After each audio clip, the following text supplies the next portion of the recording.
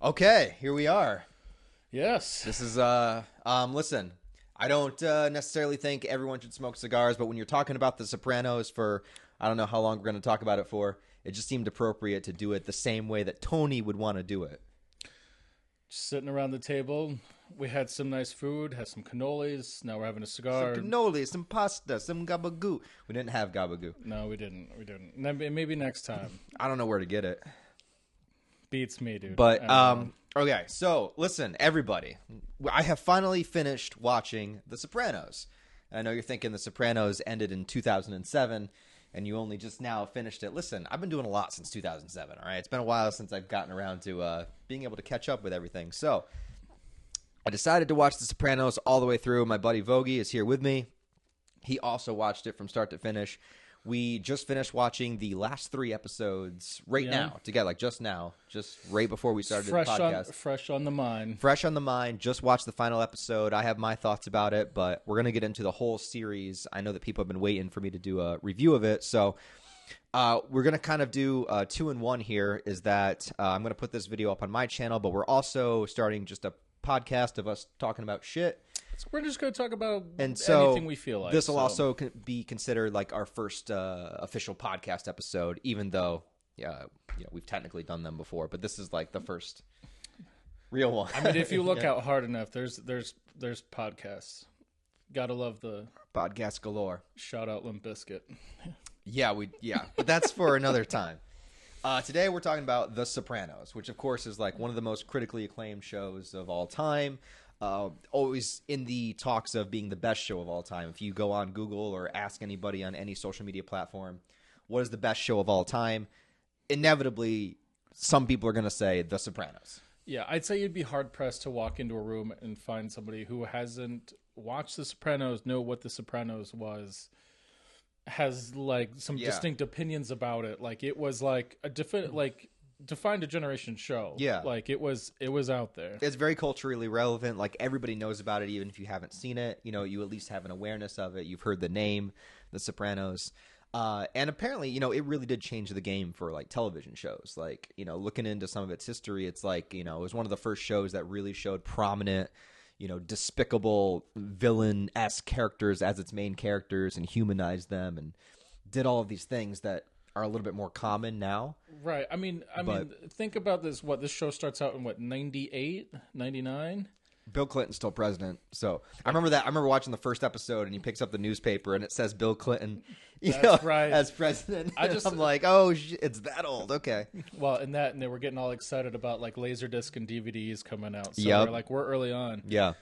So I think it's interesting to think about a fact that a show that came out in like 98, 99 is now talking about like mental health is a big string throughout the entire show. I mean, you have a guy go into therapy, and that is like a main part of the show. And that's nowadays, okay, you see that all the time. Back then, right?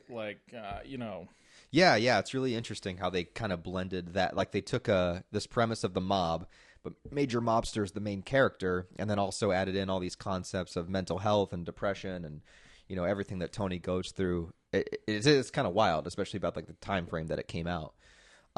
So I just have a little bit of notes here, but we can kind of go on a tangent and talk about whatever. There's no real structure I feel like here. We're going to be going on a few tangents. But first, I guess I'll just start with like, what was your first impressions of the show? Or I'll go first with first impressions. Okay. Because the thing is, I have a really hard time getting into new TV shows simply because it always feels like such a daunting task. Like there's so many episodes of something. It's like, what show do you pick? How do you, when do you decide I'm going to keep watching or am I going to give up? And it's rough, man. And, I'm a big fan of like Breaking Bad. I watched through Better Call Saul and people were saying like, you got to watch The Sopranos because it's like on that level, But I think that I got the wrong impression from people first because I didn't understand how The Sopranos was structured as a show. So people sold it on me as in it's like Breaking Bad, which by the way, it's not at all. No, like 0%. No. It's not like so. Like I'm picturing like a tension building, edge of your seat, like big cliffhangers, like the stuff that those shows do. Right. Which is not Sopranos whatsoever. No, this show's like a really like just like light the candle, and it's a consistent, just low kind of burn. Yeah. So it was a little bit off-putting at first because I guess I just had a misunderstanding of what to expect. So I'm like almost done with season 1, and I'm just like, okay, like I'm enjoying the characters and stuff, but like it's not gripping me, like that.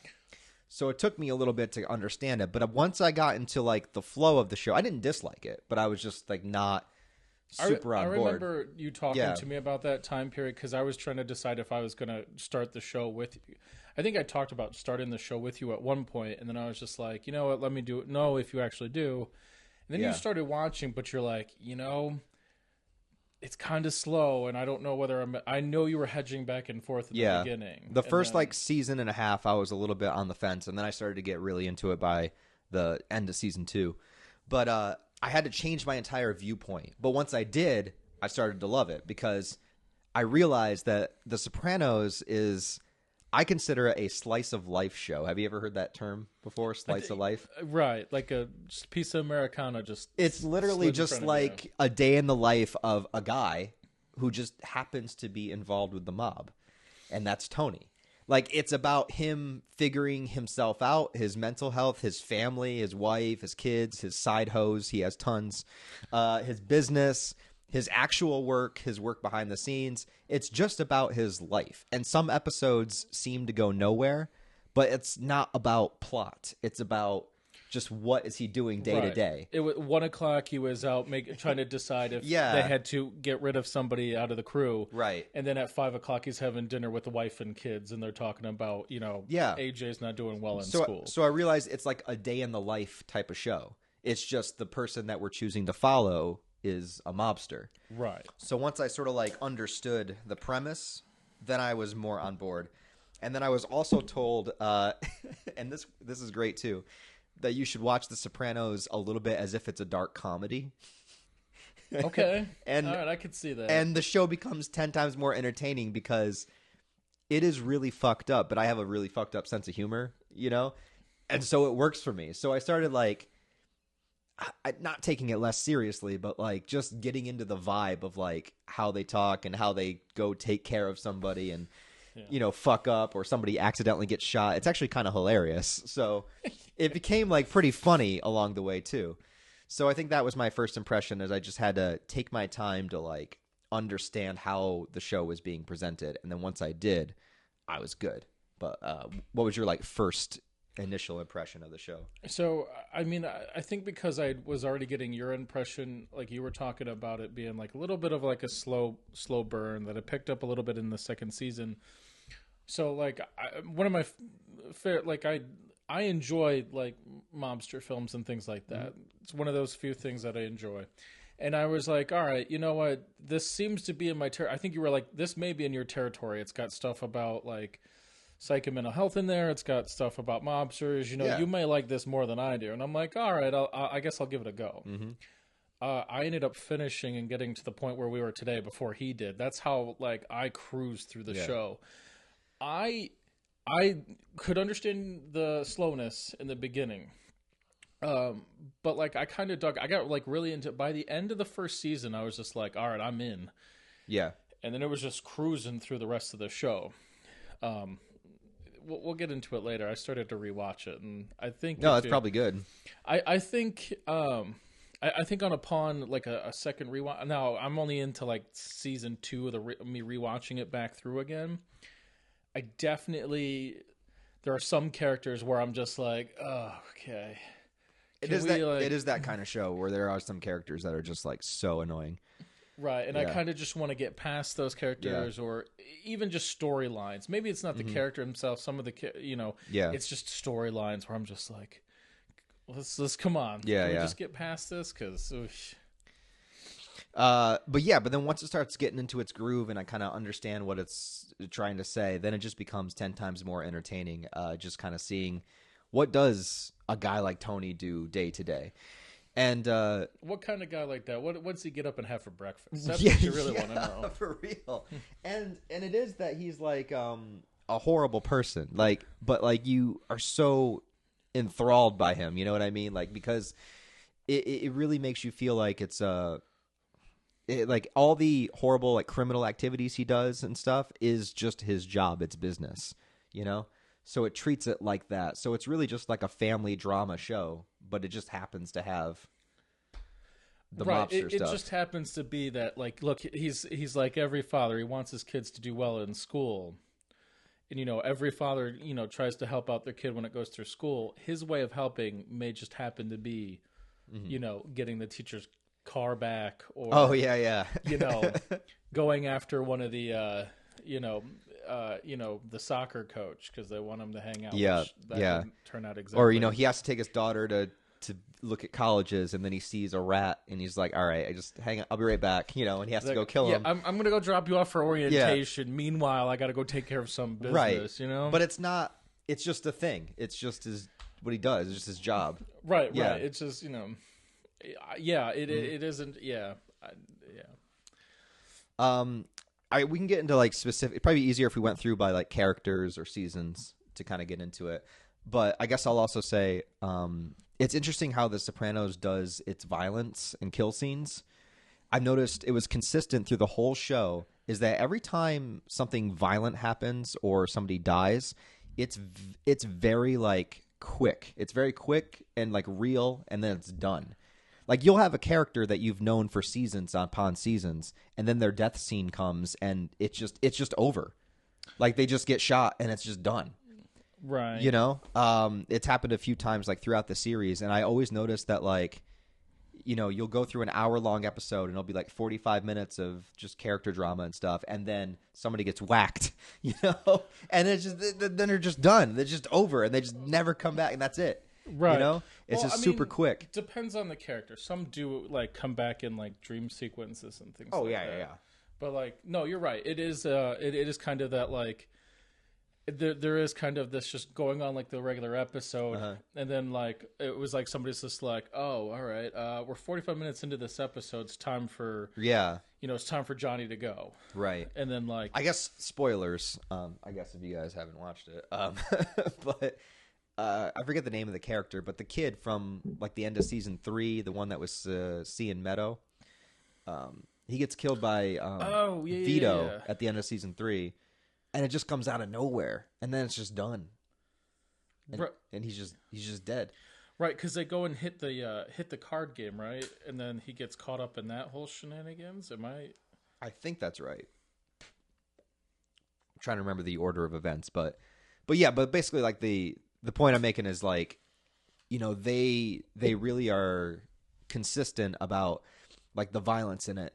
Like in other shows, it really builds up the tension. You're like, bump, is this going to happen? Is this going to happen? This person's on the, right. You're really kind of like. They did that with very select characters. Yeah. But it was very few and far between. But yeah, no, you're kind of right. It was just like if Johnny did something wrong. Mm-hmm. He's got an episode left, maybe, unless he gets out of town. If that, like, it could happen at the 30-minute mark, and he's gone by like the 35th, and you're like, "Well, that escalated quick." Mm-hmm. I mean, the creep that kind of like says something to his daughter. Like, that guy. You're like, you're watching it, and you're like, we know what's gonna happen. Yep. But it was literally like that. Like 5 minutes later in the episode, he's just like, "Well, I gotta go handle some stuff." Yeah. All right, so do you want to go through it by character a little bit? And just kind of talk about. All right, so obviously we got to start with Tony. Yes. And James Gandolfini, rest in peace. First of all, he is no longer with us. He's obviously the best reason to watch the show. Like far and away, best actor on the show, best character on the show. Obviously, he's the main character, but like the complexity of Tony is done pretty fantastically throughout the series. It really makes you feel every type of emotion ever for Tony. Like there are moments where you feel sorry for him. There's moments where you are just like, I can't believe like what a piece of shit this guy is. There's times where he's just like, I don't know. There's times that you root for him. There's times that you are shaking your head at him. Like he runs the gamut. They definitely went all over the place with like his development, like character and like his emotions and all that. They didn't box him. Mm-hmm. They didn't put him in a box, And what I liked about the entire show is you're watching him, and it kind of gets a little bit more into that towards like the end of the show. But the entire time, you kind of don't know whether of course he could be experiencing like the depression and all these things, but he's also such just a manipulative person. Yeah. That you just don't know when he's manipulating you and when you like, when he's just, I don't think he knows half the time. I think that's just who he is. Right. Yeah. That's a fair point. He may. Yeah. Like there's half the time where he's trying to like make people feel bad for him and he seems like innocent in something, but then other times, where he completely dominates over somebody. But it's sort of like it sort of like just depends on where he's at the moment. It's like sometimes it's deliberate and sometimes it's not. He throws like pity parties for himself, but then he also has like genuine depression issues. It's crazy, right? He seems very like accepting and understanding in one moment, and then the next he's just like, like not at all. Like he's just like on you about something that you did. Well, he's got like blinders on to life because like he's obviously he's incredibly racist. He's completely unfaithful to his wife. He's obviously a murderer. All these things, but he sees himself as like a family man, a provider, a businessman. Right. Even one point he says like he's a soldier, where like him and his crew, like it's not murder because we're soldiers, we're in war. Right. Yeah. It's like he justifies everything to make himself seem so okay. Right, and that like all of this is okay. Like this is just what we do. It's just a family business. We're just taking care of trash because we're in waste management. Right, waste management. Yeah. Yeah. Do we want to get into the next one on that list? There, Carmela. Carmela, I did not like Carmela. I didn't like her pretty much throughout the entire series. I'll tell you why. It's because unlike well, bringing this up to Breaking Bad again. Unlike, see, that's where you get in trouble, right? Comparing everything to Breaking Bad. I know, but like, here's the difference, though, is that unlike Walt's wife in Breaking Bad, Carmela knew everything about Tony from the get-go. Before they even got together, she knew the kind of family he was involved with. She knew the kind of person he was. She is completely complicit in every aspect of it, and she went along with it so that she could enjoy, the spoils of the luxury and the house and everything and the riches. But then she just, again, like it's like she ignores it. Like she puts her head in the sand about it. And then when something inevitably happens, because obviously it's going to, because he's involved with the mob, then she gets upset about it and, gets mad at Tony about it, or like she doesn't know Tony's banging like 7 other bitches on the side. Like she knows, like she she hasn't known that from the start. I mean, she has. She just pretends that she doesn't. And then when she's always on his butt about his like Russian one in the beginning, like the first 2 seasons. Yeah, about, like, oh, is it her? Is it man?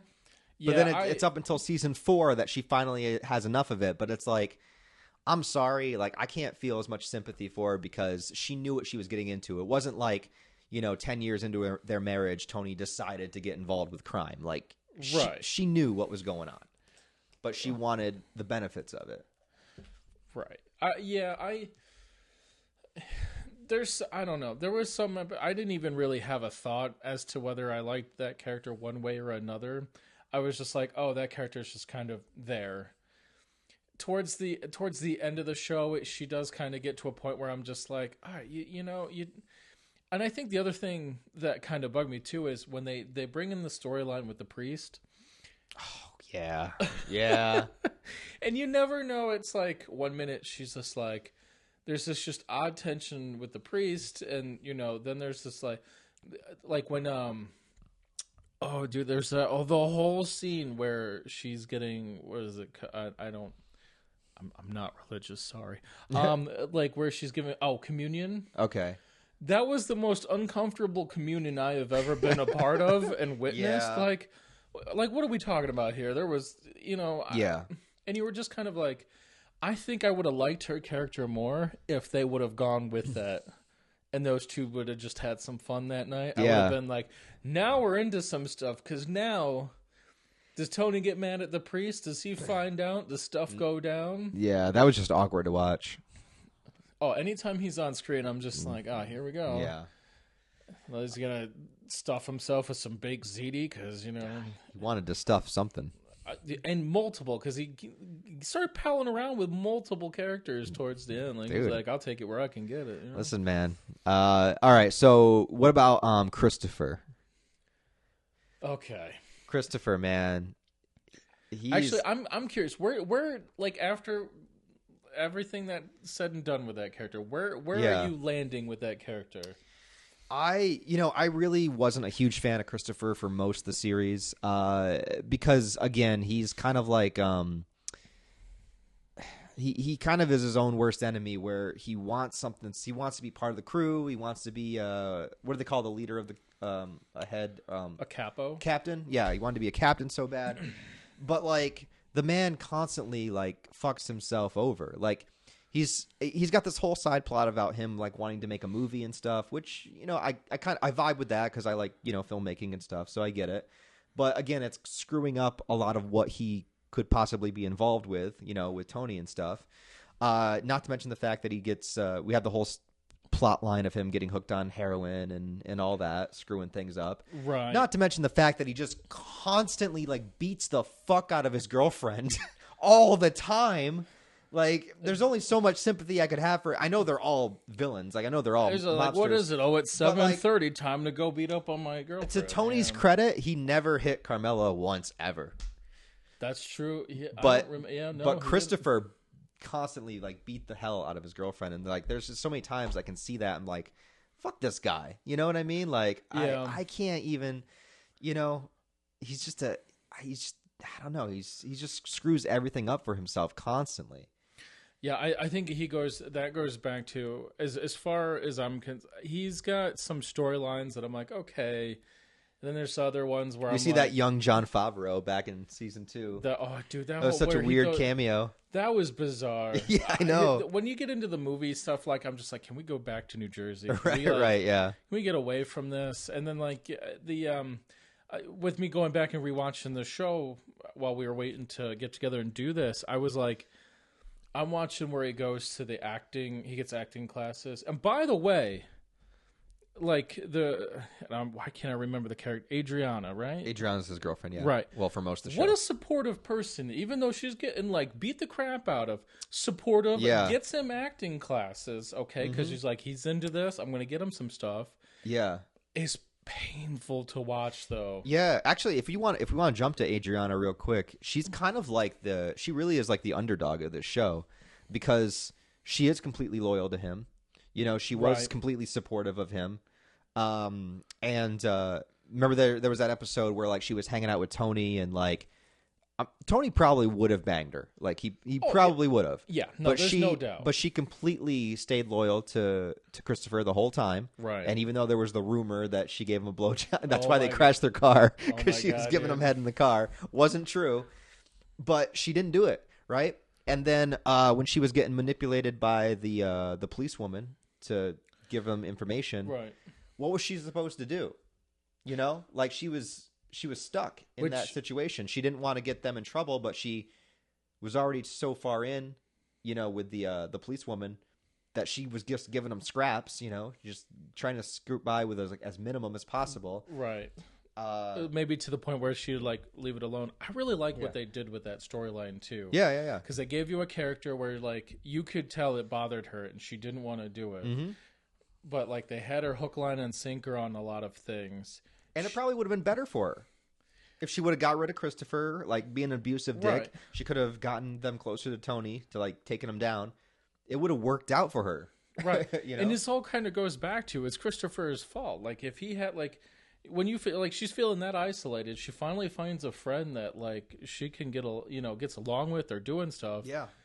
Unfortunately happened to be an undercover FBI agent, but like still it was like, but I really liked how they played with that, because you had like that like, I think it bothered her because she was like such a good friend at one point, and then like the, what Christopher does for a living, and like her just like, wanting to be out of it and her own like issues in her own family. Like, I think it was really well, like it was one of those few characters where I was kind of like, oh man, like kind of bummed when she, she left. Yeah.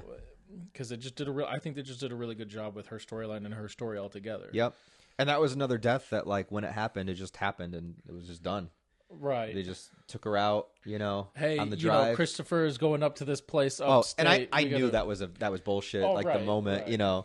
I saw some people because I rewatched that scene on like YouTube afterwards. Sometimes if it's a really good scene, because I was watching it on HBO, I'll like rewatch the scene on YouTube, and a lot of the comments were saying like they thought Tony might have been telling the truth, and I was just like, in what world? Like I know Chris had already had like his drug thing, so sure there's like a 10% possibility, but like I knew from the get go like that was bullshit, man. I'm sorry, there's no. Yeah. People believe that he was actually upset. There was comments saying that, yeah. I'm sorry, but no, like it was pretty clear from the beginning that like there was no place upstate. Nothing had happened. Yeah. It was the one thing that I think they knew would get her to jump in like, oh, Christopher's hurt. Yeah. Like we got to go make sure he's okay. And she thought about it for a moment too. She was like, should I go? Should I not? And then she did, yeah. Gone in the forest, unfortunately. All right, so who else do we got? We got Silvio. Yo, Silvio's a motherfucking G, man. Dude, I love Silvio. Silvio's awesome. He just does his job. That's why. He runs the strip club. He does what Tony needs him to do. Now, my understanding, he's Tony's number 2. Like he's like his consigliere. I don't mind my pronunciation of that, but I love Silvio because all is just like anytime something happens and something's going on with Tony and there's issues, there's always that scene where it's just like he gives his opinion, and even if he's even if he's against whatever decision Tony's about to make, he doesn't agree with, he's just like, I'll take care of it, Tony, no problem. It's like, all right, Tony, I don't know how I feel about this, but if that's what you want done, I'll do it. I'll take care of it. You know this. Every time I try to get out, they pull me back in. Like every time. Yeah. He was. I mean, I don't have anything bad to say about him. He was just dope. Dude. He was just that solid character. Like he's just a solid dude that's just supporting his friend in a business that's Yeah. All right, and then we have AJ. All right. How's this one for you? I might surprise you with this one. Is that I didn't mind him that much. His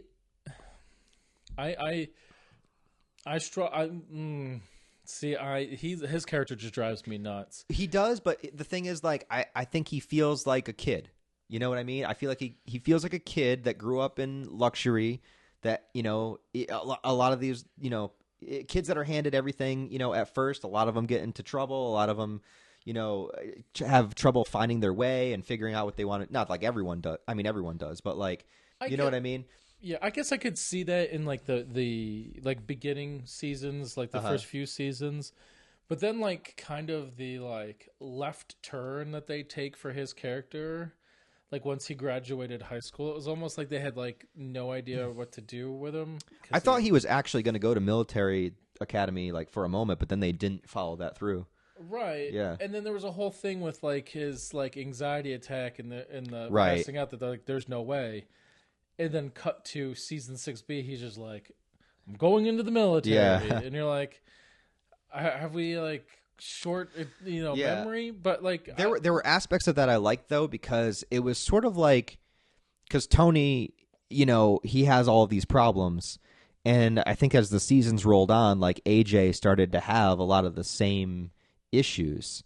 And I think it was like, not for the AJ character, but like because of what AJ was doing, what it meant for Tony. Like it made the Tony character more interesting because he's like, fuck, like everything I'm trying to fix about myself, everything negative I see in myself, AJ is doing the same things now. It's like, I mean, I'm not saying he didn't fill like part of the story and make it more interesting. But like, there's just some parts where I'm just like, all right, can we like get through this, like, and just kind of move on? Like, I get like the pity party. Mm-hmm. Man, if anybody can throw, if you thought Tony could throw a good pity party, yeah. But AJ is like, hold my beer. Yeah, here's how you have a pity party. That's kind of what I mean, though, because it's kind of like you see, like, I think in one scene where he's talking to the therapist, he's just like, my shitty genes passed down again or something like that. Like, I can't avoid passing my fucked up genes or whatever he says. you know, and like that's what I felt from it. I don't know. I think the other, and we might as well talk about Meadow we might as well just talk about the Soprano kids. Yeah. My only other gripe that still kind of annoys me is that we never saw her naked. All right, yeah, that. But also though that, so it's weird. In like the first season, there's like this whole part where Meadow is like clearly like dial-up folks. It's like two of you will know what that is. Yeah.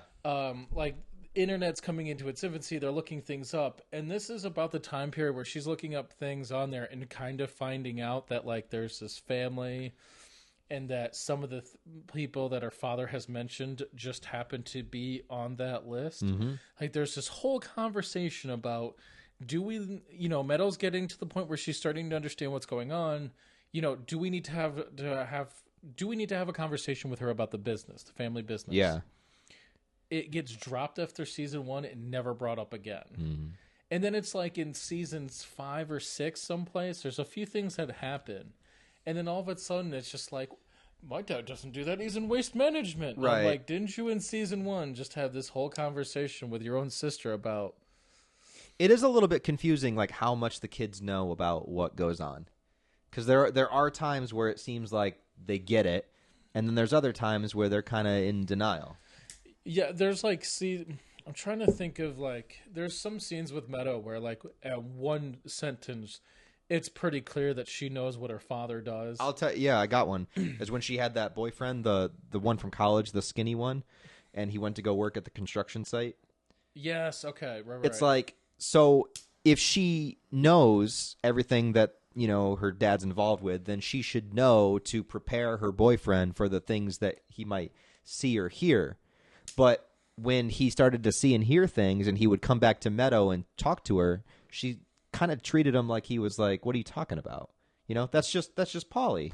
You know, that's just Uncle Polly. What are you talking about? It's like, wait, so are you aware of what they do or are you not at this point, you know? Yeah. Of course, that was also funny because that was about the same time period where you were thinking that he was afraid of Vito for one reason, and turns out it was a completely different reason. Right? Yeah. I want to get to Vito too when we get to him. Okay, so who do we got next? I mean, other than that, as far as the Soprano kids are concerned, I mean, Meadow was pretty much your box standard. Girl goes to college, gets into it with her parents. Yeah. You know, crap goes down with her college roommate, you know. And there was the whole little sequence where she started dating the black kid, and Tony was like, no, because he's such a racist dick. Like, throwing out like racial slurs. Yeah, like they were nothing. And then he sees the package of Uncle Ben's, and he has a panic attack. Oh man! Oh my God, ridiculous. God. All right, enough about the Soprano kids. Nothing much more there. Dr. Melfi. Okay, Dr. Melfi. This one I'm a little bit torn on. I am as well. Yeah. I don't know whether you're torn the same reason I'm torn. I think I really liked her early on when they didn't give her a story. She was just the therapist he saw on a weekly basis. He kind of went to her, and that was kind of their way of recapping and doing the episode. Was he would go and complain to her, and then, you know, so I got this problem with, Silvio, and then, you know, it would go on and you would see what was going on. Yep. And then in like season 2 or 3, they gave her own storyline. Well, let's talk about the episode. They gave her the episode where she gets raped, right? Yeah. And when the episode happened, like, okay, so the purpose of the episode is, okay, so she gets cornered going to her car in the parking lot garage. She gets raped by somebody, you know, just a criminal, just a regular like douchebag. Yeah, some guy that works at a pizza shop. Yeah, just some guy, right? And it's a pretty hard scene to watch, you know. Not that any rape scene is easy to watch, but there's no easy scene. But it's like not a good watch, one. no. Like, it's pretty horrifying, especially since we know the character so well at this point. Right. And the entire episode is basically the idea that the law is letting her down. They don't find the guy. They don't catch the guy. But because Tony is her patient, she knows that she has this outlet that she could take care of this problem if she wanted to. Right. She could get vengeance if she said something to Tony. Right. I think she says at one point, she goes, I just have to tell one person and I know the problem would be taken care of. Exactly. Yeah. And I understand the idea of just presenting that idea of like, what choice would she make now that, we're a couple seasons deep, they have more of a relationship. I mean, it's, professional relationship, but they know each other. So will she, won't she? That's the purpose of the episode. Right. However, and by the way, at the end of the episode, she chooses not to. But I hate introducing such a huge concept for that character and having such a horrific thing happen and only having that episode to explore it and then never really bringing it up again. Right, you're right. They don't. That's what annoys me. It's like, that's a big fucking deal, and it never comes back into play. And I understand, like, The Sopranos is sort of like it's that slice of life show. It's just like it's not meant to necessarily carry every single plot point throughout the whole show. But there's something about that one in particular that really annoyed me. I really kept expecting it to come back at some point. At some point, is this going to cross paths again? Is she going to eventually tell him? But nothing happens with it after that. And I think that just bothered me. It just annoyed me because I'm like, that's such a huge thing that's floating in the air that just never gets addressed again. I mean, unless we're supposed to presume that her going into therapy was as a result of all that. Which probably was, yeah. It very well could have been a result, but that also kind of felt like that was just ongoing, like, therapy that had been going on.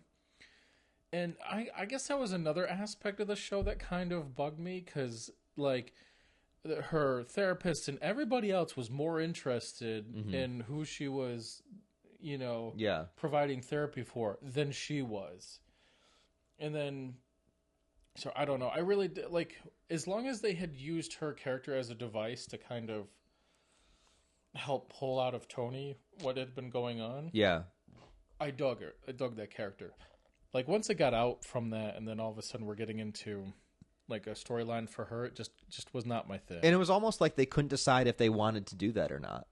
Because there would be a couple of episodes that would follow her. There's like one scene where she's like with her son or something, like they're having dinner. And I think they really laid into it like in like the later seasons because there was a lot of like parts where there was like no Tony therapy episodes, but there was Dr. Melfi. Yeah. Like, but then they stopped again.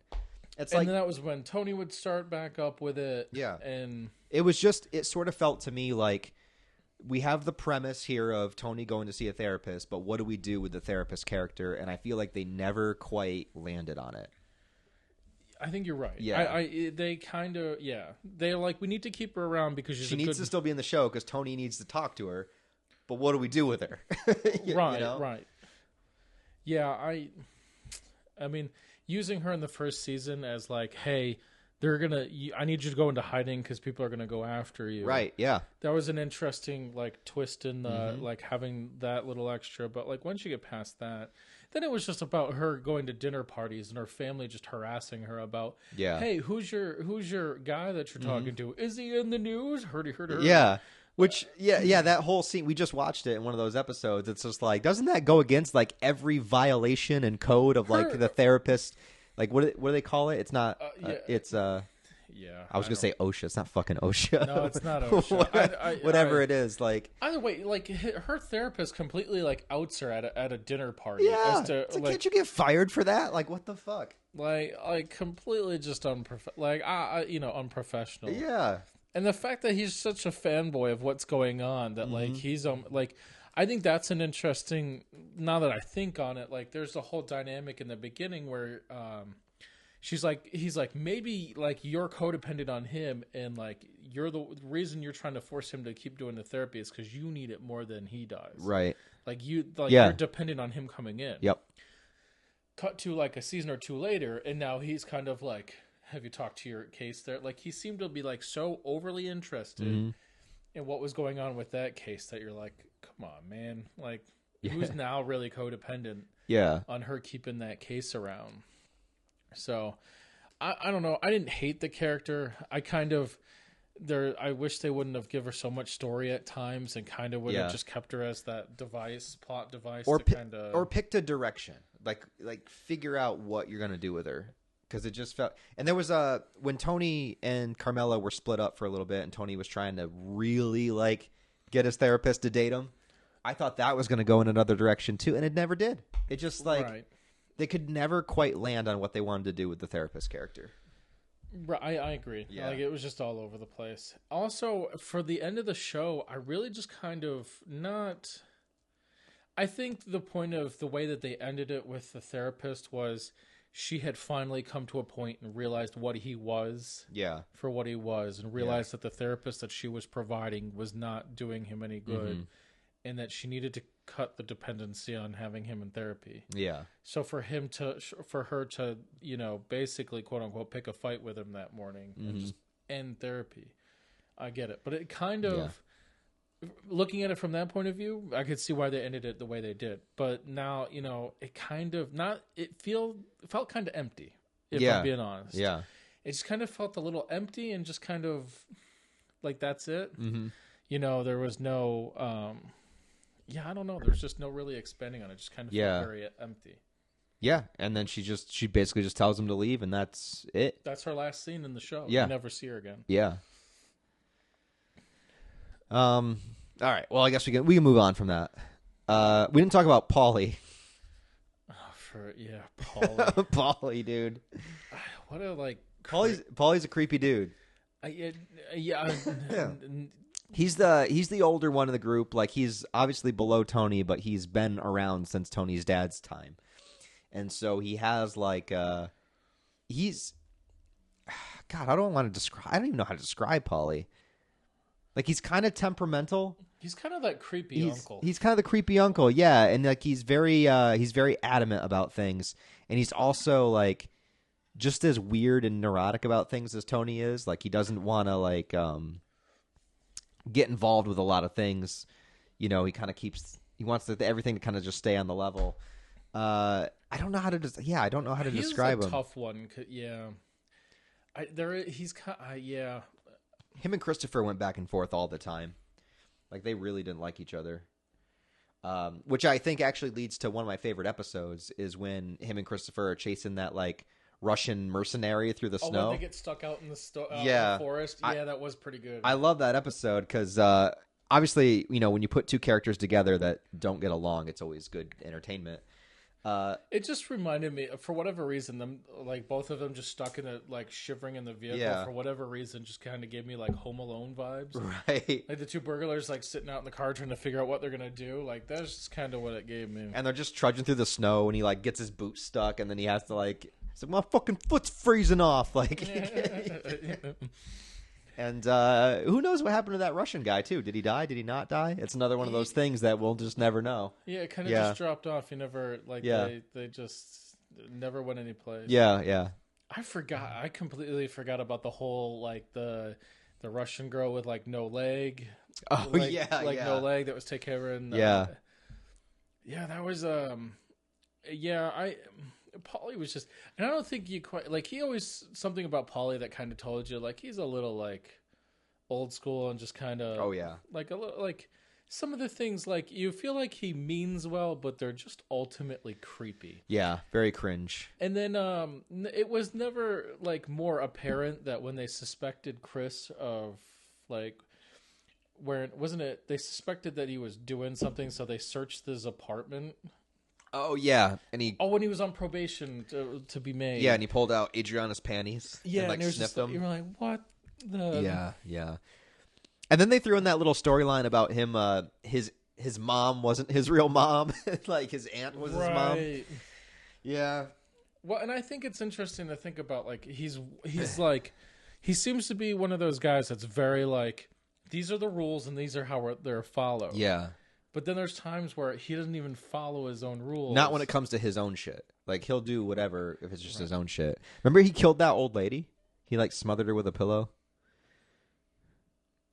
There was, like, an old lady. Oh, I forget who the character was. It was the person that was annoying his mom, like, in the nursing home or something. Fuck, I forget. Boy, I blanked out on that. There was one moment where he kills an old lady. That's what I remember. Dang. Yeah. Yeah, I don't know. I don't know. He's Paulie. That's kind of where I get to the end. When you want to wrap up what Paulie was just Paulie. He's just Paulie, yeah. He's just kind of... Okay, so then we have... Let's see. We'll do a few more. I jumped around. No, you're good. I think we're to Junior.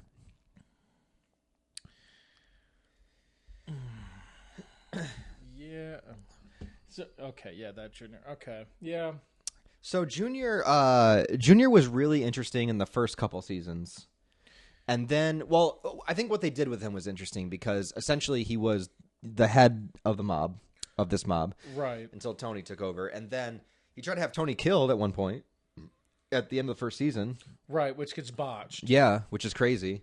I love the season finale of season 1, by the way, actually. It's one of my favorite episodes.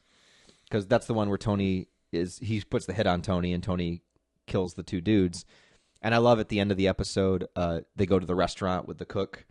And, they're sitting around, and Tony says something like, you got to appreciate moments like this, because, one day you'll have your own families or something. And I think that it really, like, solidified the show for me, like, the idea of the show. Right. It's like all this crazy shit happens, but at the end of the episode, they're just sitting at dinner, and it's just like, you got to appreciate, the little moments. Right. And that's kind of like what the show is. You got to enjoy a good dinner every once in a while. Family dinner on Sundays, man. Don't be late. Exactly. But anyways, but Junior, yeah. So they have this premise with him where he's slowly falling into dementia throughout the course of the series. And it's kind of scary. Like, dementia is one of the scariest things I think that exists for us as humans. Like, I think it's really one of the most terrifying things to experience. You can't... Nothing like being in a constant state of wanting to try to remember or pull from memory, and it's just not there to pull from. And it also shows kind of like it kind of reminded me a little bit of how The Irishman ended. Not that I didn't love that movie, but the ending of it and the ending for Junior is kind of like, you have this life of crime where you're the head of something and you're super important and you're the cause of all of this, money laundering and killing, but at the end of your life, you're just sitting in a nursing home and you don't even know who the fuck you are. Right. It's just that kind of like, wow, like that's for somebody that had such power and status in life, that's where you end up. And plus kind of like the complexity of like, not really complexity, but I don't know what word I really want, but like the fact that in the beginning episodes and some of the seasons, in order to try to get out of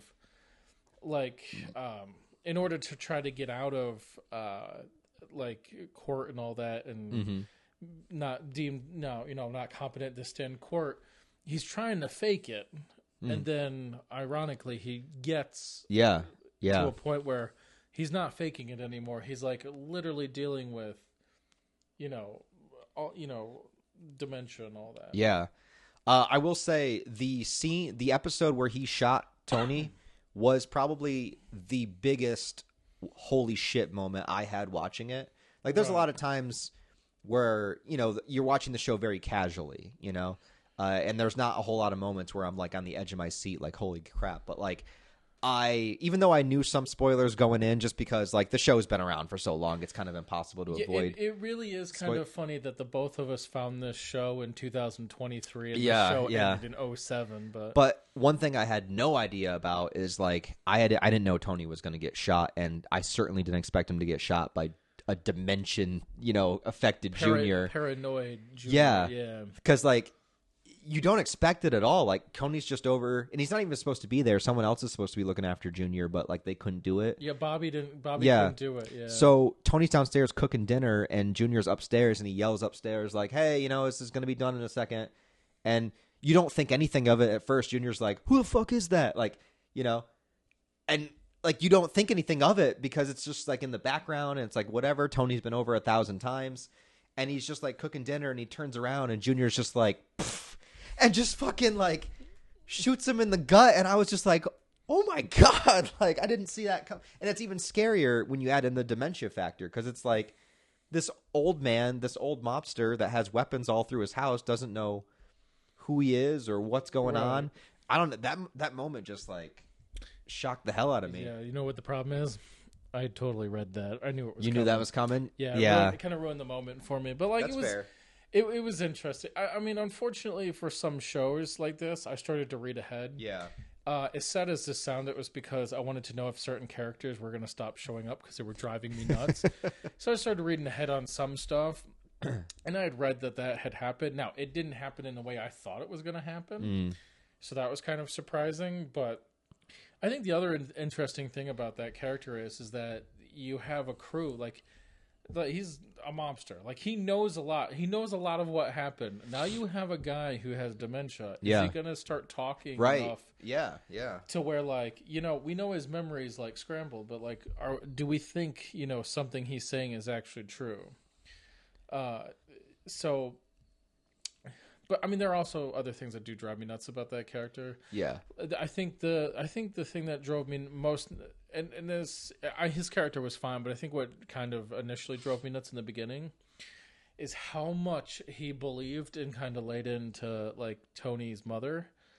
Oh yeah, Tony's mom was really annoying. Like he hung on every word, and he was just like, yeah. He had been told multiple times that like by a few people that like she's manipulative and her mind is not strong, and yet he's sitting there having a conversation with it, and like, you want me to put out a hit on Tony? Right? Yeah. Sure, I can do that. Oh my god! And then he goes in and gets mad at her when he finds out, and she's all upset because it's her son, and you just want to be like, come on, you didn't put, like, how stupid. You couldn't put that together that was what's going on? Yeah.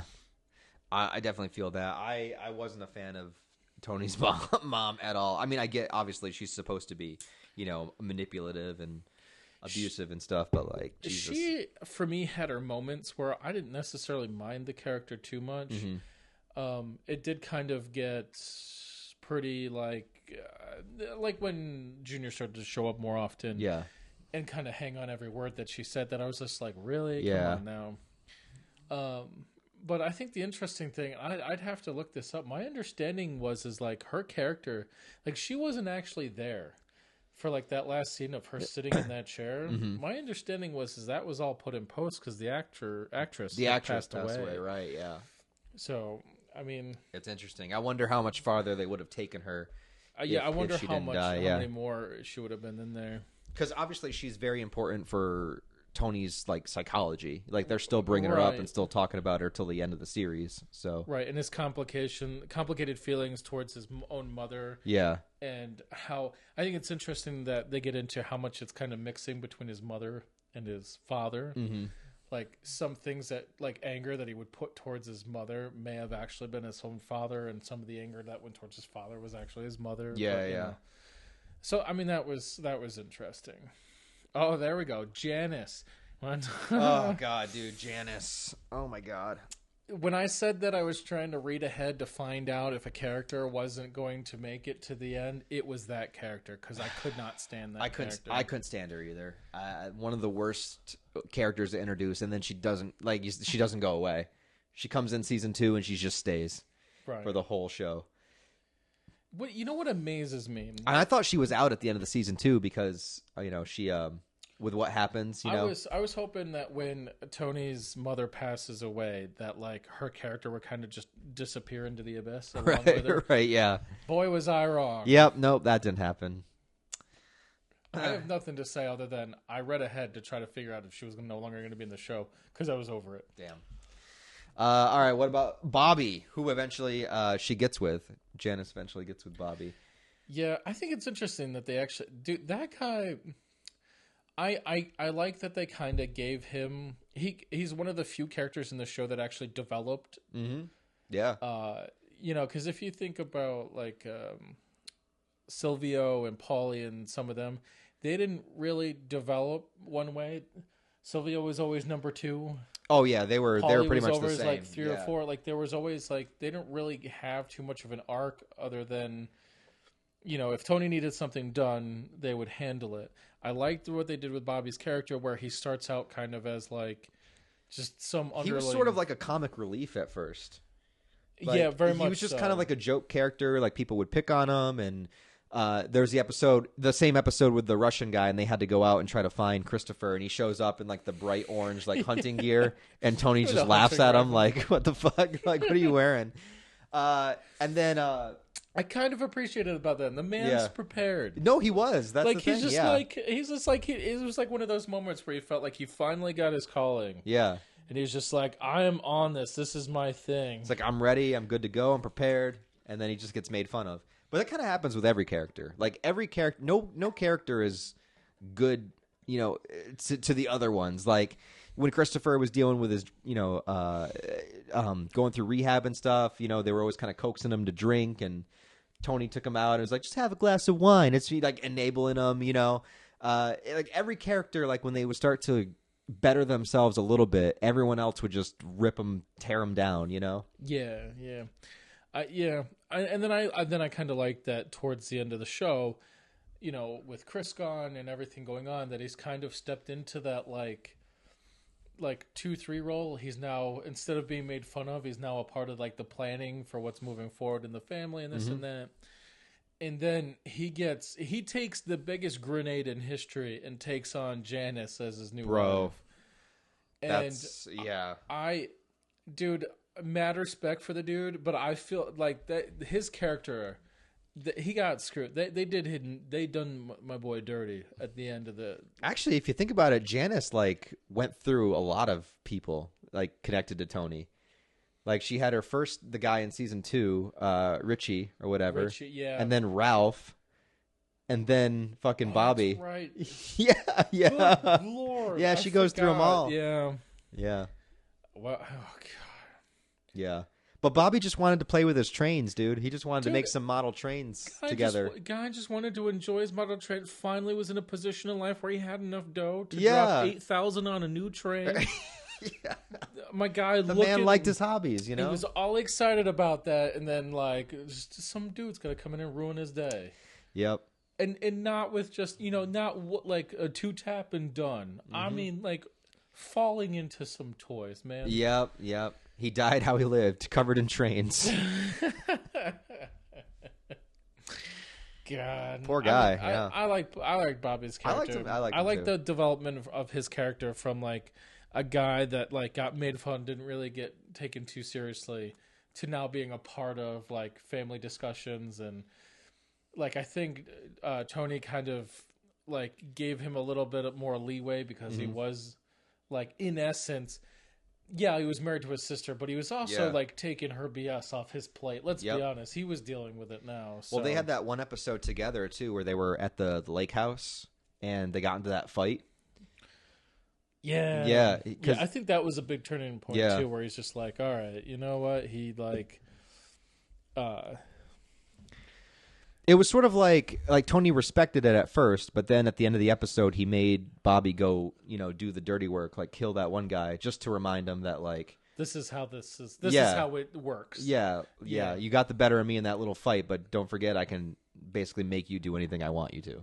Yeah, that's also another dynamic in the show, like the constant needing to make sure that we're aware of how the hierarchy works. Yeah, it's very important. Like after he got shot and everything, and then he's just like, you see him scoping in the room. He's like, all right, who's the toughest, you know, MFer in this room? All right, it's that guy. I'm going to go beat him up because he looked at me funny, and that was, you know, after he drove him into work that day. So, yeah, But you know what? All I'm going to say, final thoughts on Bobby. He was done dirty. Done dirty. He was done dirty. Who else should we talk about? We should talk about. We're kind of getting in towards like the Vito storyline. We need to talk about Vito, and we need to talk about Pussy. God, I missed that character. Yeah. All right. So we'll talk about Vito. So Vito, he's a fish. No. I'm sorry. That's Tony's words, not mine. So Vito, first of all, congratulations to Vito. He lost like 200 pounds or some shit. Dude was working. Yeah. Dropping weight, doing his thing. Yeah. Getting himself into some commercials for weight loss stuff. Like, he was doing his thing. He was. And then he was found at a gay bar or gay nightclub. Which turns out in that world, definite no-go. Can't be doing that. It's just another one of those things of like... the backward ass, you know, thinking like, what would it matter? I mean, yeah, he was cheating on his wife, but like they all cheat on their wives, so like that's whatever. He just happened to be cheating on his wife with a dude instead of another chick, you know. Right. That's the only difference between him. He had a Gumar too. Like he had it all. Like, yeah, That's the only difference between him and Tony and Paulie and everyone else is that, he was just into dudes also.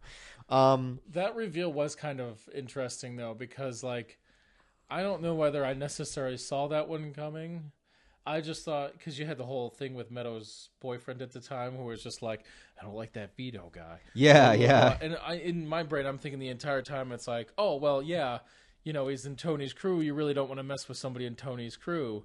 And then it was kind of like this, oh, man, he's just trying to be a good dude. He's just, like, trying to take him to a game, trying to buddy up. This is going to be, could be a future, in the family kind of situation. And then cut to him being found in a gay bar, and you're like, oh. yeah. Oh, okay. Yep. So it actually is pretty, like, it's pretty sad when you think about it because, like, he didn't do anything wrong. Like, he was good at he was good at his job. He was good at everything Tony needed him for. It was just the shame. Yeah, he was the top. He was Tony's top earner. Yeah, it was just like the shame of him being gay, which shouldn't even be a thing, but it was for them. Yeah, and so he runs away because he's afraid of like how they're going to respond. He winds up living in New Hampshire, like, well, having a good time. He's like banging a firefighter dude up there. So like, getting mustache rides. He's getting mustache rides. He's doing good, and then he makes the horrible mistake of coming back. And his death was brutal.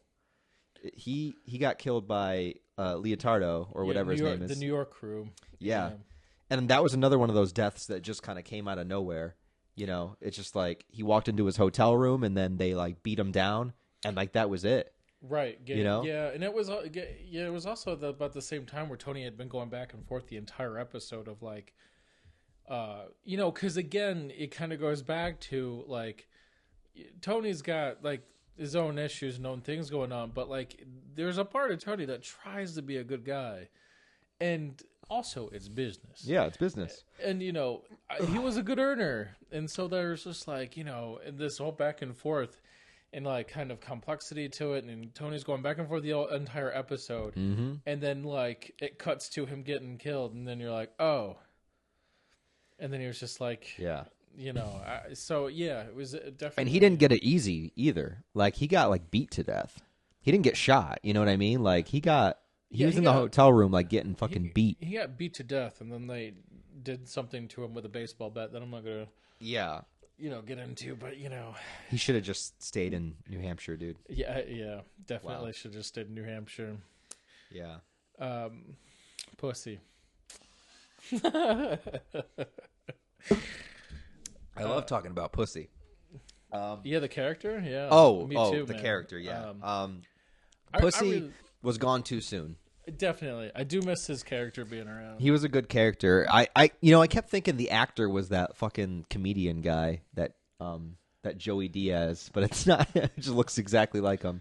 Yeah. If you pull up a side by side picture, they look exactly the same. And they have like the same voice. Was he not in? No, Vincent. That's the actor. Vincent Pastor is the actor. Oh, you're right. He does look like what's his name? Yeah, he looks like Joey Diaz. Yeah. I know who you're talking about now. Yeah. Yeah. So this guy had a really cool storyline. He had like one of the first like major storylines that was going down, where like the FBI kind of got a hold of him, and he was kind of working as an informant, where he was sort of telling them this and that about Tony, with the idea in his mind that like he's going to wind up working for them, like working for the feds, right, basically. He's going to become an FBI agent. Right, that's where he truly thought he was going to be. Yeah. And that's clearly not what they wanted him for at all. And they even told him, like, you're probably going to do a little bit of jail time, or like, we'll get you in witness protection, but like, not much is going to come out at it. Yeah. Right. Yeah. You're not going to be working for us. Like, this is not going to be a thing. Yeah. It's just not going to happen. And pretty much the whole, like, a lot of season 2 is them trying to figure out if he's actually working for them or not. Like, there's the one episode where they try to take him swimming, and they're like, take your clothes off. It's like, I don't want to. It's like, why don't you take your clothes off? And, of course, the guy that they have to pull and rope in to do that is Paulie. Yeah. And Paulie's just like, come on, let's get a spritz and have a good time. Yeah. Like, come on, take your clothes off. Just take your clothes off. I said take your clothes off. It's just like, what the heck? Yeah, and then that was about the time period where they kind of throw you they throw you the bone, and they go after the other dude who's an informant. They go after him, and then they end up like, which is interesting how they lead up to him, like to his character getting it. Is like he has this like, it's one of those episodes where they did like a dream sequence, and you couldn't quite. Yeah, they kind of shifted the episode back and forth between what was actually going on. And like, I actually wanted to talk about the dream episodes because there's quite a few of them throughout the show. More so early on, yeah. And then they kind of gave a few dream episodes to Dr. Milfy there for a little bit. Mm-hmm. And then when Tony got shot and he was in his coma, there was that like was a interesting dream episode. Yeah, I really like that. But yeah, Pussy. Yeah, so he, they took him out on the boat and. He didn't come back. He didn't come back, man. Definitely did not come back. And even when they're throwing him in the ocean, Paulie like takes off his watch and puts it on. Like you're just like, that's your friend, dude. And you're literally like, it just kind of goes to show like they all talk about family and and unity and stuff. And it's like, but he crossed family. Man. He did. Yeah. You don't talk out of line about your own family. That's if Vin Diesel taught me anything. It's all about family. Family's important. Yeah. And therefore, you should repeat it multiple times. Yeah. So, and I loved how that really bothered Tony too, because he was having when they brought that talking bass in to the strip club. Right. He was like, take me to the water, throw me in the river, and he just kept like he couldn't listen to it. He just like bashed it on that guy's head. It's like, we think this is a fun house. Don't bring this shit in here. And then his daughter gets it for him. Oh, yeah. And he just has to sit there like, like, thanks, honey. Yeah. I'm there with you. I really wish they would have kept that character around for a little longer. I think that he does come up in like another Dreamer flashback, doesn't he? Yeah, a couple times. Yeah, but I think that was just to try to fill in a little bit more backstory as to why he did what he did, and flipped like he did, but. I can't remember. There was a whole nother character. One of the older guys also flipped, and they kind of didn't do much with that one. Which one? There was an older guy with glasses that I can't remember that I think was feeding information as well. I don't remember. I can't remember his name. I don't know. Yeah, I don't know. I can't remember. Yeah, I thought there was one other character that was like talking the entire time. But yeah, let's talk about the dream sequence episodes. So this is something like really interesting that I didn't think the show would do, and then it did like these long, elaborate dreams of Tony and like him kind of like reflecting on things, and the fish kind of talking to him, telling him that Pussy was a rat. And then there was the whole dream sequence when Steve Buscemi's character showed up, the cousin. Right. There was that, and then of course when he was in his coma from getting shot. He had this whole elaborate dream of him as another person. And I remember when they first did it, I thought it was going into a flashback. I thought it was like a memory of Tony's. Right. But it was actually like a whole different elaborate like dream world. And one thing I noticed is that like in that dream, like Tony didn't have his accent. He was, I don't know if you noticed that, but right. Yeah, I had read that. Well, see, that was another one after that episode I kind of read up on that is actually, Gandolfini or whatever. I can't think of his name. Yeah. James Gandolfini. Gandolfini. That's his actual voice. Right, yeah. Like no accent, no nothing. That's how he actually talked. So he used his own voice in those dream in the dream sequences rather than Tony's voice. Which I think it was which was interesting to kind of decipher, so you kind of had an idea when you were sitting in the middle of a dream. It was, yeah, and it was a lot of him having this different identity, which I thought was interesting because being the kind of man he is, he kind of lives a dual identity kind of life, and then it was all leading him to that big mansion, which was basically like the afterlife, like you got to go inside, and he has his briefcase that his information is him, and it's like you got to leave that outside, you can't take that with you, kind of like signifying like you got to let it go, you got to leave your life here, you got to go there. And I don't know, I really like that scene because it was just sort of like it was just sort of like Tony not just not accepting death, but like not accepting it, not being ready, and also like just that identity crisis, like who am I, where you're wondering like at the end of your life, like who am I? Like, who is this person? Like, right. I think it's also a bit of like he always struggled with like not legitimacy, but like taking. He's a business guy and wanting to have family and being able to make it legitimate at some point rather than because there's like the whole thing where they try to go into stocks and they'd go into their own way with stocks, but you kind of got this sense of like he wants to make it legitimate at some point but never quite gets over the hump, and then you have this dream sequence that feels very much like what if had I not gone into the family business, right?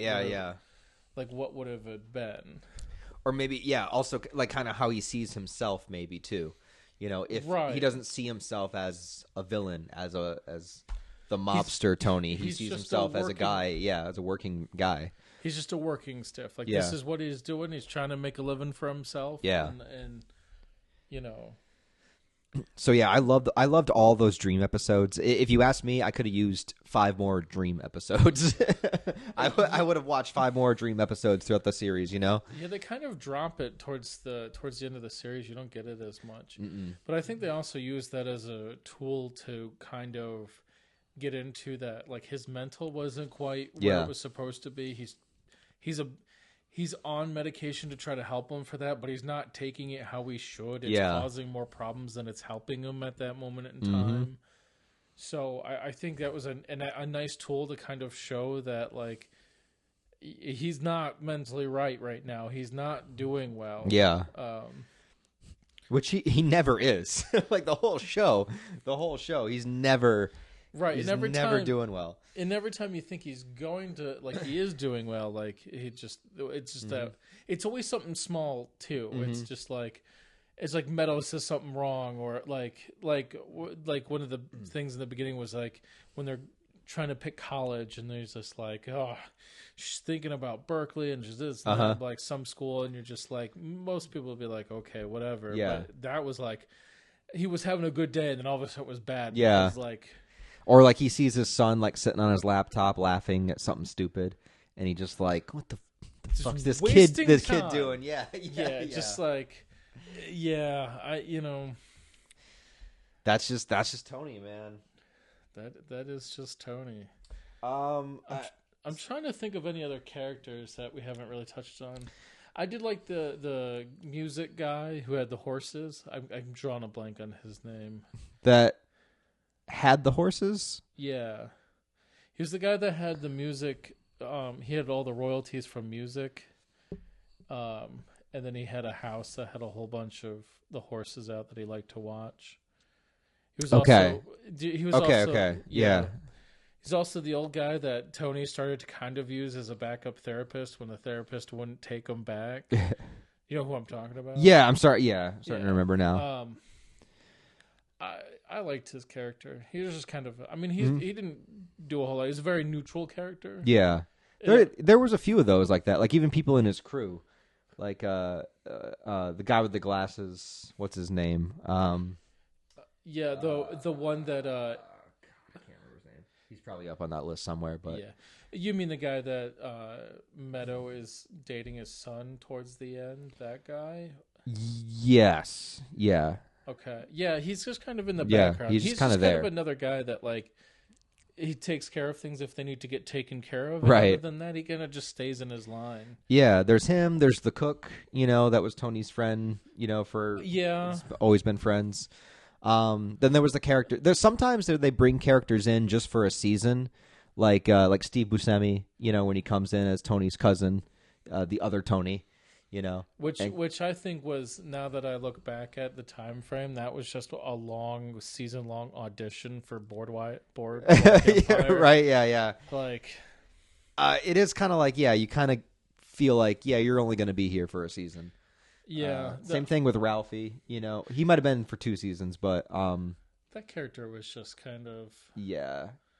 I was just like, okay, I'm glad he's gone. Not really my thing. And another death that came out of nowhere for Tony was just when he found out he killed the horse. Yeah. He was just like, it's just a fucking horse. It's just like, not to Tony. Like, no. Definitely. Oh, that guy. Okay. Yeah. See, I'm getting confused with that guy and there's Richie. Yeah, Ralphie and Richie. Ralphie and Richie. The other guy. Well, they both dated Janice. Yes. That's why it's confusing. Yep. Oh, that guy. The one that gets off because he does something to the horse. Yes. Yeah, that I guy. was never so happy to see a character go. Me too, yeah. Because he was just kind of like... I understand for what he was doing that him being that way was probably helpful. Mm-hmm. But when it came to trying to watch the show, it was annoying. Yeah. It's just not my thing at all. No, yeah, he was horrible. He was an asshole to everybody. Yeah, just I was okay when he was no longer on the show. Yeah. And the other guy that ends up Janice gets into it. I didn't see that one coming. That was kind of I didn't see it coming either. Yeah. Which was interesting because she calls Tony and Tony comes over and starts taking care of it. And I couldn't help but so he goes up into cleanup mode, but at the same time, you could kind of get that sense of well, she just solved a problem for me. I guess I'll solve this problem because she just solved the problem for me that I was about ready to have to try to figure out. Boy, she took care of it. There's a lot of times like that. So I guess the only thing else I have written down is if we wanted to talk about things that we didn't like about the show. But also, specifically the final season, because the final season has a lot of, those last couple episodes have a lot to talk about. There is quite a bit in the... Yeah. I mean, I think for me, overall, I mean, I really enjoyed this show. This is a show I'm going to go out and buy. I'm going to go out and buy. It'll be a part of, physical media that I carry. Keep it alive. Keep physical media alive. The Sopranos is really hard to find on Blu-ray, too. So I'm going to get it because I do like this show. I do want to revisit this show. I think this is also going to be one of those shows that going back, as I'm starting to experience now, going back and watching certain episodes and seasons, that there's going to be storylines that I don't like. While watching it through, I didn't think it was going to be a show that I would ever rewatch. But now that I finished it, I think probably not right away, but I think maybe at some point I will.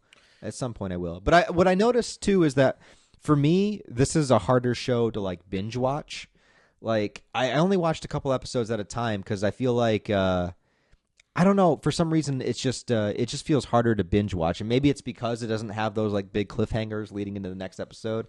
I could see if you're watching this week to week, it's kind of a nice let's check in with Tony this week. Let's see what's going on with him. How's Tony doing this week? I could see after a week, you would want to go back and be I can't wait to see what's going to happen next. But having all the episodes available at once, I do find it to be a little bit harder to binge. But I could see if I was watching this week to week, I would be on it. Does that make any sense? No, that makes sense. I mean, we won't get into it today. There's a few shows in our world that we've experienced that are very much like that, where spread out, okay. Yeah. Crunched in together one after another, better show. But I see what you mean. I had the opposite experience though, because one, I think you were 2-3 seasons in before I decided, I'm all right, I'll give Sopranos a chance. And then I ended up getting to the last 3 episodes a week or two before you did. Yeah. And unlike you, I experienced it differently because I would get up there was a few Sundays this past month where I got up, I would hop on my computer, I'd find a game to play, and I would just throw it on my side monitor, and I would just play video games and watch The Sopranos, and that's what I did.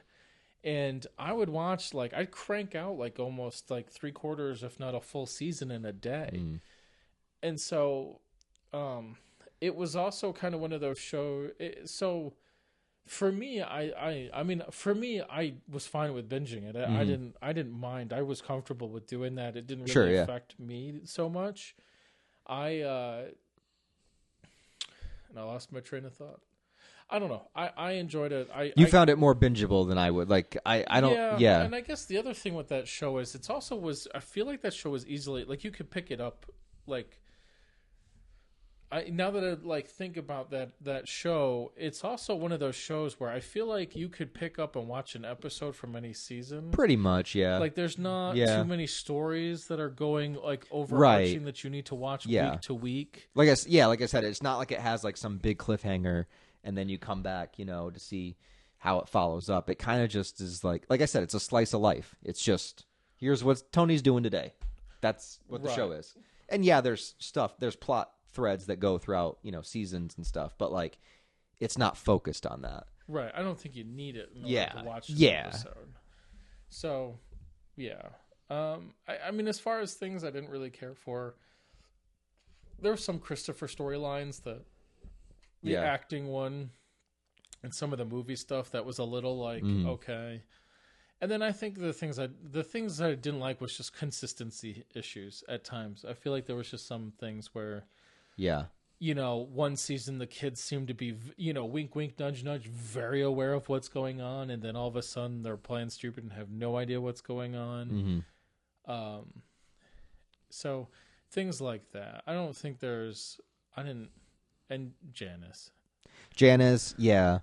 There were some characters that but a lot of the characters I didn't like eventually were no longer on the show. The only one that kind of stuck around longer than I cared for was Janice.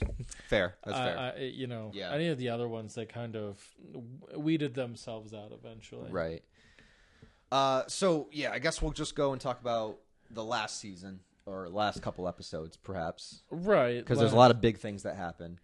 There's the episode where Christopher dies. Which is that was on. And here's the thing: is like again, like talking about knowing stuff before the show happens. I knew that Tony was going to kill Christopher, but I didn't know the hows and whys. So I knew that was going to happen someday, but I didn't know if he was going to shoot him, if they were going to fight. So I was not expecting how it happened. See, I didn't know. The only thing I had known was, again, when I was looking ahead to see which characters weren't going to make it, I saw that his character, because I was getting into, when I started reading up on the final season, I was starting to get to a point where I was looking into characters, and like on the Sopranos wiki, it was like, oh, their final experience was this episode. And I saw that Chris's season, he was like really kind of like 4 or 5 episodes before the end of the show, and I'm like, boy, that's weird. Like they kind of like wonder what's going on there. Yeah. Right. Wonder what happens there. And we found out what happened. Yeah. And boy, that was interesting. It was. So yeah, they get in a car wreck, and Tony gets out of the car, and Christopher's there, and he's bleeding out, and there could be a chance to save him, but then Tony, he asks Tony to call 911, but Tony is about to, and then he kind of like realizes an opportunity that's in front of him. Whereas if he kills Christopher right here, people are just going to think he died in the car wreck. No one's going to know. One's none the wiser. No one's going to know. And he does it. And it's just, the moment when Christopher like realizes it, but he's too weak and he's bleeding out. He can't do anything. And Tony's face, he just kind of like, it's just straight to the point, And it's just so wild. Like I understand it from like Tony's point of view, because Christopher was such a wild card and he kept going on and off of drugs and he had like so many different problems, But which is an interesting dynamic, because there were times where Tony was just like, "Hey man, can't you get off that crap?" And then in the next one, it's just like, come on, man. Just have a glass of wine, like have a few beers, be normal, like it's ridiculous. So, yeah. And Tony has no remorse about it whatsoever, too. That's the most fucked up part, is that he literally celebrates, Yeah. He goes to the desert and just, like... takes peyote. Yeah, takes peyote and just, like, has this divine, sense of the universe and, like, the next life. And he's just like, yeah. Like, just wants to talk about the sunset. Yeah. Yeah. He just has no remorse whatsoever. And you just kind of realize that, like... all this time with Tony, like, this is just who he is. There's just kind of this awkward thing in the room too. For the rest of the show, it's just kind of this awkward thing that just kind of happened. Yeah, there. Yep. And you're just like, oh, okay. And everyone else is feeling bad. And he says, I can't remember any quotes he says, but throughout the episode, he starts to like be like, well, Christopher was doing this, and maybe it's better that this happened, and. He's like trying to reframe it to everybody that it was actually maybe a blessing in disguise. Right. And like that there was some, like secretly he's trying to, it felt very much like he's telling him that to try to give him like peace of mind, but that maybe this was for the better. But I think for him, he's trying to justify the fact in his head that that's what he did. Yeah. And so there's like this two things, and then it kind of got to a point where like everybody around him was kind of like, I wonder, kind of wanted to talk about it and see if it was okay. And Tony was just kind of like, let's just move on. Yeah. Very much like, let's put his picture on the wall and have the creepy cat stare at him all the time. The cat. Just move on. So then after that, AJ tries to kill himself. Right. I shouldn't laugh at that, but yeah, he does. In a very elaborate way. Like he's got a cinder block and a bag over his head. I'm like, don't you have any guns in the house? Like, not, you do live with Tony. Like, there's got to be a better way. But there's like the assault rifle that's in the like spinny. Yeah. Yeah, I think though that's. Again, I think they touch on it in the episode that it was more of maybe a call for help than it was an actual like an attempt to get somebody to pay attention to him. Also, man, come on, he grew up in that family and they did nothing but talking about like The Godfather and all those kind of flicks. Yeah, and then like, I mean, how else is a kid like that going to go out other than putting a bag over his head and giving him cement shoes? So, Yeah, and so and that could have been like, this will be the only way that my dad will pay attention to me is if I give myself cement shoes, basically. And Tony is the one that winds up saving him, coming home and seeing him and stuff. And it was kind of which I always like the dynamic for Tony with his son, where there's this urge to smack him around to get him to come to his senses, but also take care of his son. So there's this like, because you can see him when he's running up to the pool, he's just like eating his he's like annoyed logs, at first, which I looked up what Lincoln Logs was. It's literally cream cheese, like on like white bread. Hot dog, more cream cheese, or however you want to do it, folded up into like a sandwich. That's what a Lincoln Log is. It's disgusting. But anyway, he's like walking out eating his Lincoln Log, and he's just kind of got that like, now what? And then he gets out there and realizes what's going on, and then he flips into like, he goes from anger to like, oh crap, I got to save my son. Yeah, but then he's even still mad at him in the pool. Like, what the hell are you doing? Yeah.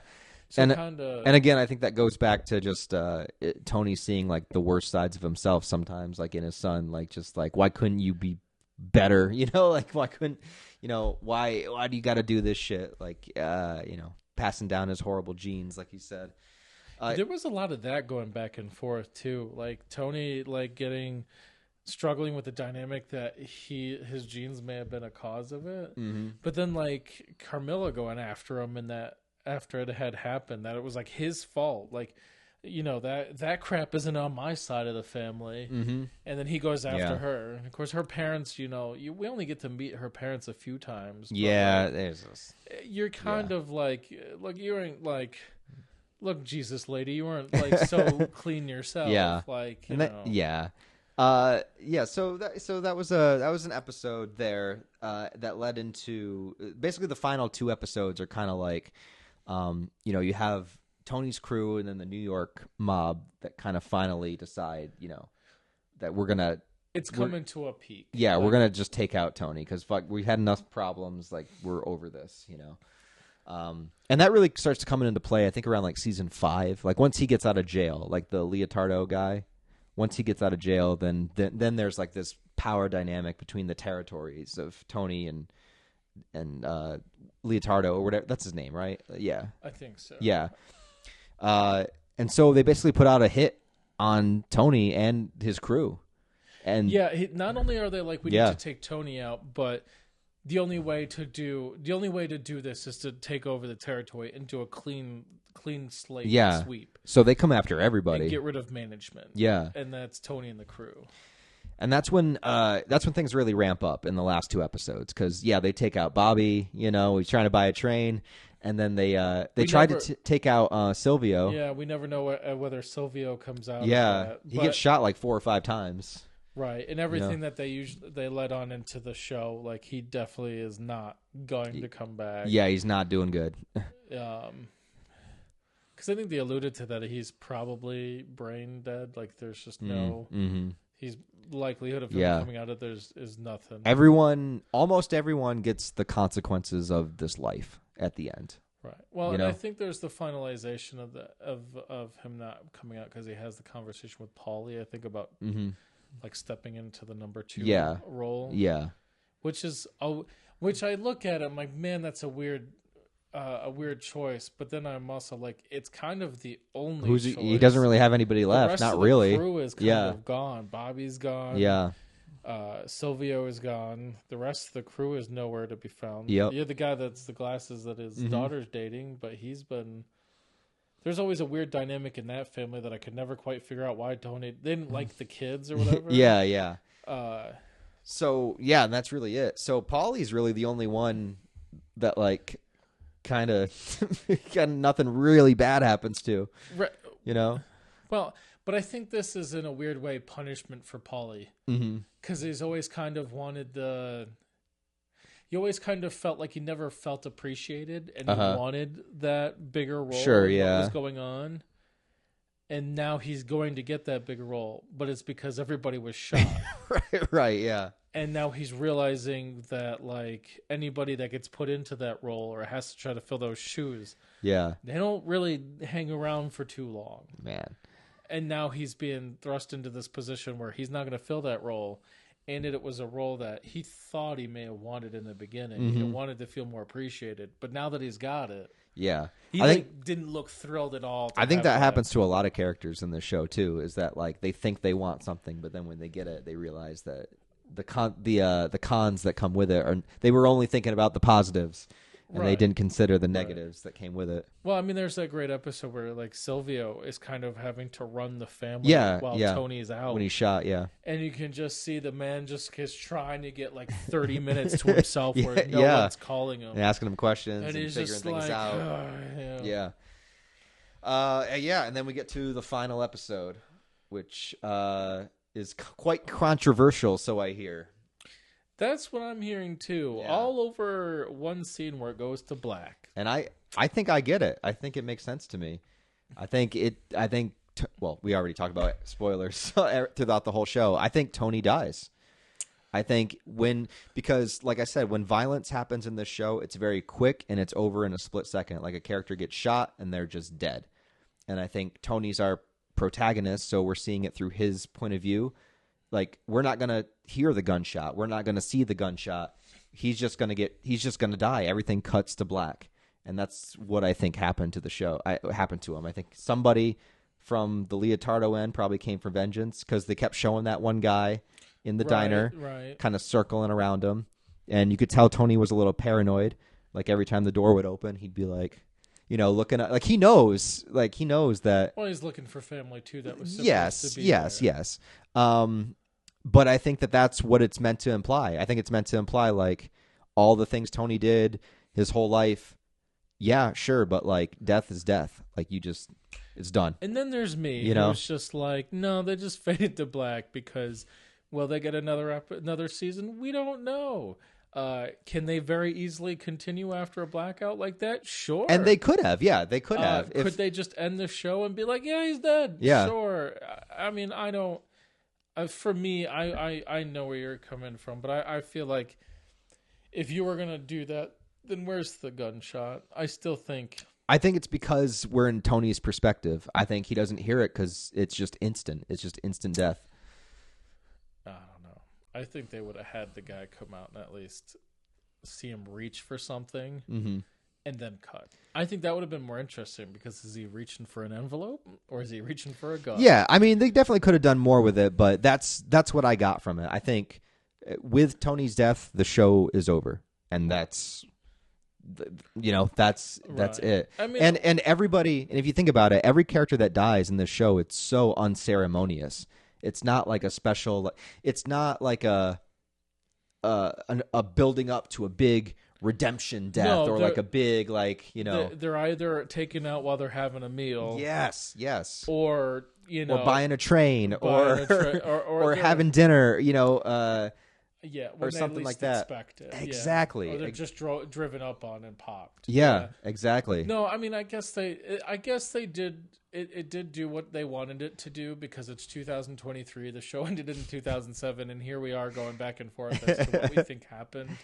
when it goes to black. So I guess it did its job. We talking about it. I'm sure there was people talking about it back then when it happened. I know that it enraged people because I do remember hearing about it. I remember hearing about the cut to black and people being really upset. Right. I do remember that. Yeah. I don't really have much. But the thing is, like, in a show like this, I think it makes sense. Like, it wouldn't make sense in a show that, really built up to these types of moments, that, like, was more dramatic. Sopranos, for better or worse, was realistic. You know what I mean? It was like... It's about as realistic as... Yeah, it was just a regular life, regular family. They had issues. When the mob stuff happened, it was very just, like, matter of fact. It wasn't built up like a movie. Like, even though, obviously, it's fiction, it wasn't made to be like... Oh my God! Is this it? Is this the moment he's going to die? Is he going to get out of this? It wasn't. Tune in next week to find out. Right, and because of the way the show is set up, that's why I think it works. Because I think it's in tone with the show. Yeah. I mean, you're right. It is. I still don't like it though. That's fair. That's fair. I still don't like it. Yeah. But yeah. Because you want to see what happens next. Because, like, if he was, like, his wife and son are sitting right there. Like, what are their reactions? Say he was shot. Like, they'd be like, what the fuck? Did they get killed too? And Meadow walks through the door. Does she walk through the door only to watch her father get popped? Exactly. Yeah. And she's the only one that can escape if the whole family is targeted. Because, she's not at the table yet. So right, which they say that family's off limits, but is, the Sopranos the first family where family's not off limits. Right, yeah. I mean, how many times do you say family's off limits, and how often do we see wives get dropped or Gumars or whoever they are? Yeah, or the person they choose to go make the hit is just a dumbass, like where they were supposed to kill Leotardo and they killed two other people that weren't even, what if they hired somebody like that that's like doesn't know any better? It's like, I may as well just kill everybody. It's like, that's not what we told you to do. Dude, Paulie makes that, like, takes blame for that and then ends up as number 2. That's true, yeah. I mean, yeah. So to me, I think the last episode really worked. Now, obviously, of course, I would want more. All things being equal, but just it ended, 15 years ago or whatever. Yeah, really, nothing we can do about it now. Yeah. But I guess final thoughts is I really enjoyed the show.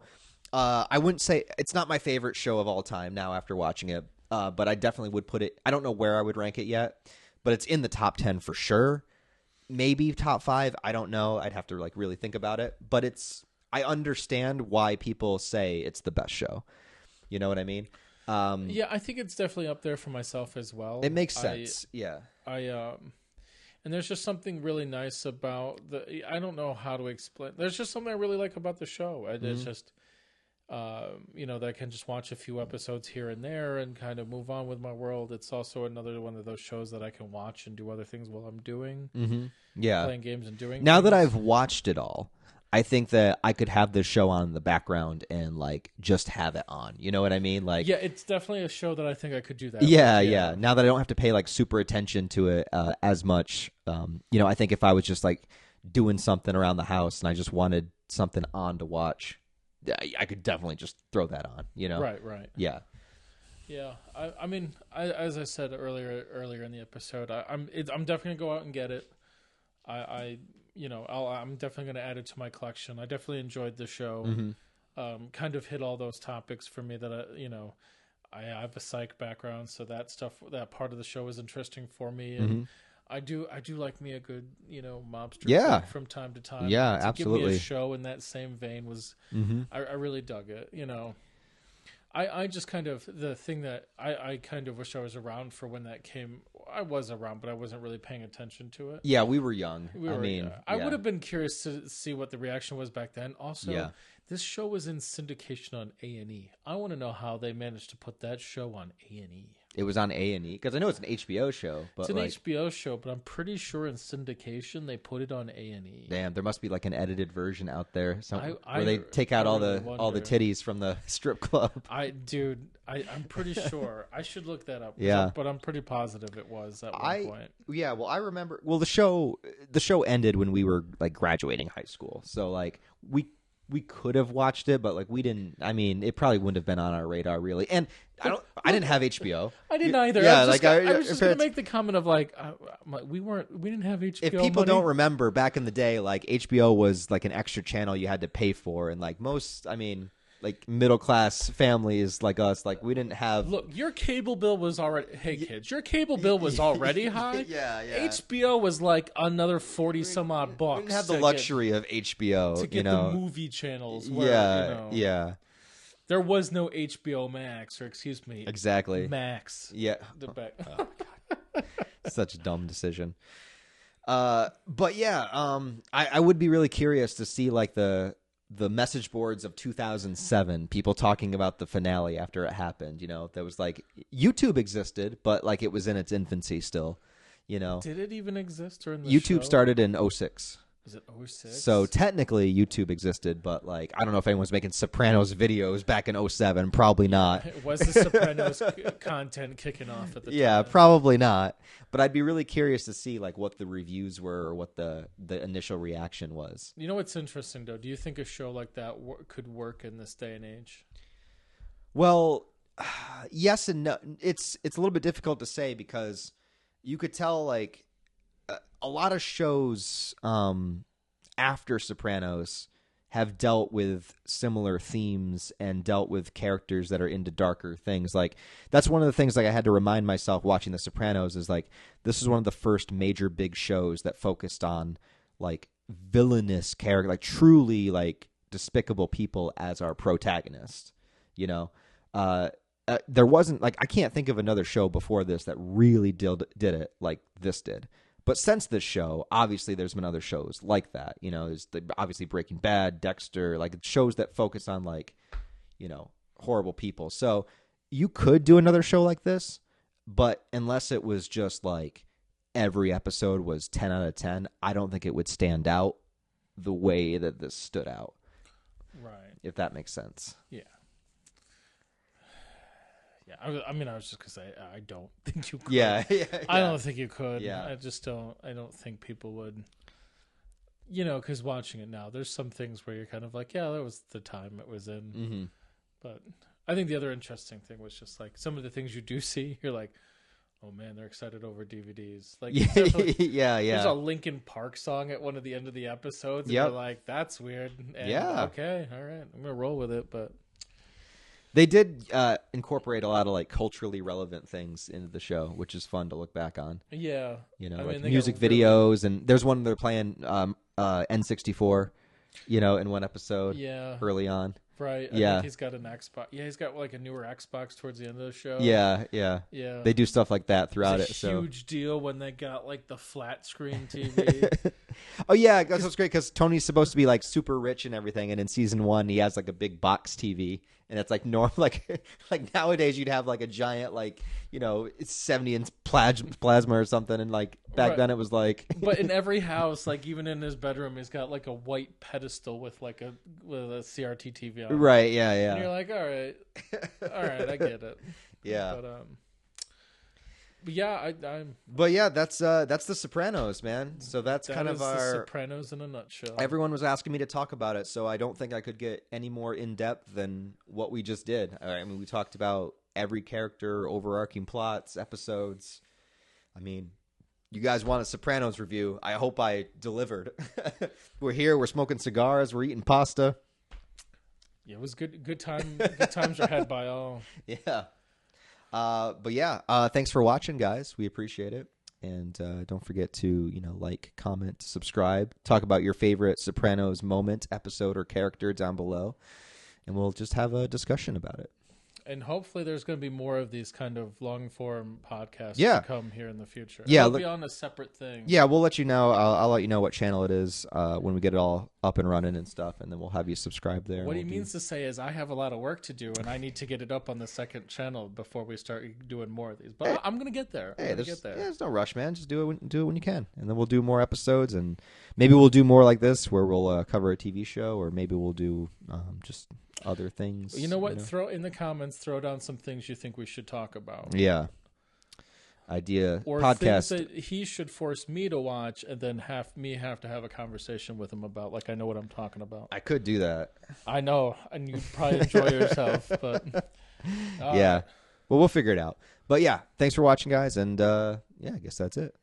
Later. Sweet.